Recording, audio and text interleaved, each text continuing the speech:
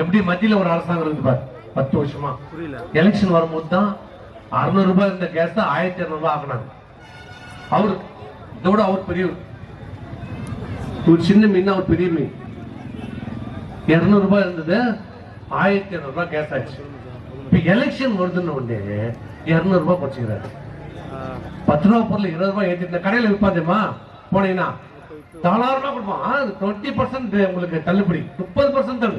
என்னன்னு கேட்டீங்கன்னா 100 ரூபாய் பொருள் 150 ரூபாய். அப்புறம் உங்களுக்கு தாராளமா 20 ரூபாய் குறைச்சு தரேன். எப்படி பார்த்தாலும் 30 ரூபாய் உங்களுக்கு லாபம். அது மாதிரிதான் அங்க மத்திய அரசுலயும் எதுவுமே கிடையாது. என்ன நடந்தது 10 ஆண்டு காலத்துல? வேலைவாய்ப்பு வந்ததா? புதிதா திட்டங்கள் வந்ததா? ஒரு எய்ம்ஸ் கொடுத்தாங்க, இன்னொரு இது காம்பவுண்ட் சார் கூட கட்டல 5 வருஷம். எதுவுமே இல்லை. பொண்ணு சொல்றாரு, இன்னைக்கு அந்த பிஜேபி தலைவர் அண்ணாமலை ஒன்று சொல்றாரு, நாங்கள் ஆட்சிக்கு வந்தால் வீட்டுக்கு ஒருவருக்கு அரசு வேலை. கேட்கறவங்க கேனா எதை ஒன்னாலும் சொல்லுவார். வீட்டுக்கு ஒரு அரசு வேலை. இன்னைக்கு அரசு ஊழியரே மொத்தத்தில் எவ்வளவு பேர் இருக்காங்க? 11 லட்சம் பேர் தான் இருக்கிறாங்க.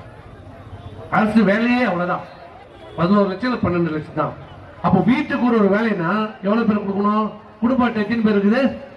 2,24,00,000 குடும்ப அட்டை இருக்குது. அண்ணாமலை சொன்ன மாதிரி எவ்வளவு பேருக்கு வேலை கொடுக்கணும்? 2,24,00,000 பேருக்கு வேலை கொடுக்கணும். எங்கடா இது? கடல்லே இல்ல.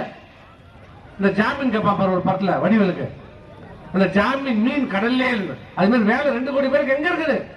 அரசு வேலை எங்க இருக்குது சொல்லு. யாரை ஏமாத்த பார்க்கிறாய்? பித்தலாட்ட வேலை.